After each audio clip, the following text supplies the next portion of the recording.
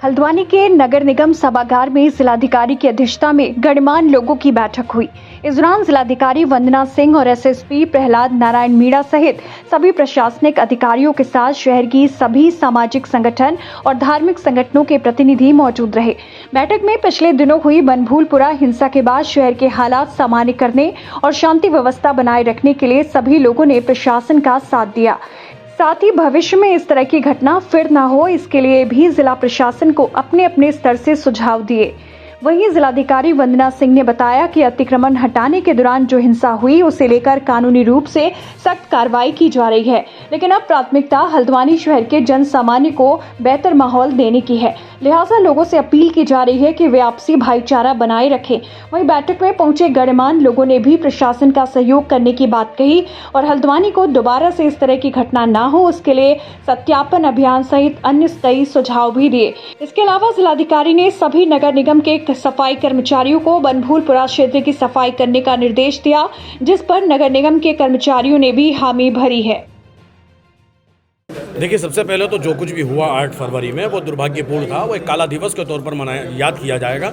यानी यह है कि पूरे राज्य में और पूरे सूबे में, पूरे मुल्क में उसकी जो छवि गंदी हुई है हम लोगों की, वो यकीनन बहुत ज़्यादा दुख की बात है। ऐसा नहीं होना चाहिए था।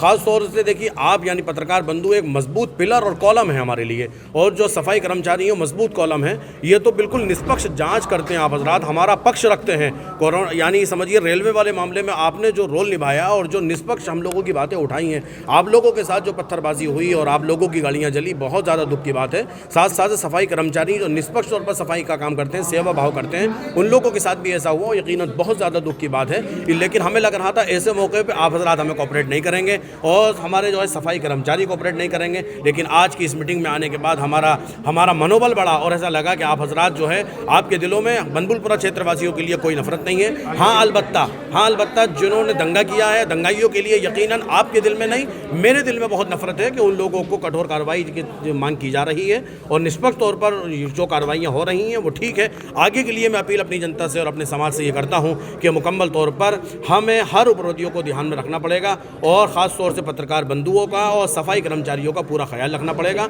हम अपनी जनता से अपील करते हैं, जब ये लोग आप फील्ड में आए तो फिर मुकम्मल इनका साथ देंगे। शहर में शांति व्यवस्था क्योंकि बनी हुई है और बनभूलपुरा क्षेत्र से भी अब ज़्यादातर हिस्से से हमने कर्फ्यू पूरी तरह हटा दिया है। सिर्फ रात में थोड़ा सा प्रिकॉशंस हम लोग ले रहे हैं, तो आगे धीरे धीरे माहौल सामान्य होगा, सभी लोग अपने रोजगार वगैरह पर भी लौटेंगे।